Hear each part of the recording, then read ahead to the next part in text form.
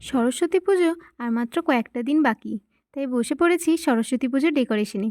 Decoration করতে করতে মনে পড়ে যাচ্ছিল সেই ছোটোবেলাকার কথা। স্কুলে সবাই মিলে বসে লেগে পড়তাম শিখি বানানোর কাজে।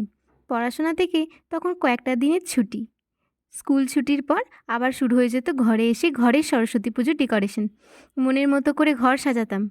স্কুলে যা যা দেখতাম ঘরেও সেরকমই সাজানোর কথাই মাথায় আসতো।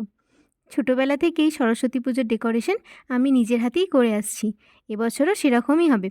এটা একটা পদ্ম ফুল বানাচ্ছি কাগজের, যেটার উপর মা সরস্বতী বসবেন। এই পদ্ম ফুলটা বানাতে গিয়ে আমাকে সাদা পেপারের উপরই গোলাপি, সবুজ, হলুদ এই রঙগুলো করে নিতে হয়েছে। কারণ যখন থেকে এটা বানাবো ভেবেছি, পেপারগুলো কিনে নিয়ে এসে সেটা বানাবো সেটুকু ধৈর্য আর রাখতে পারিনি। তাই রঙ করেই এটা বানিয়ে ফেলেছি। তবে এটা বানানো খুবই সহজ, তোমরা চাইলে ট্রাই করতে পারো।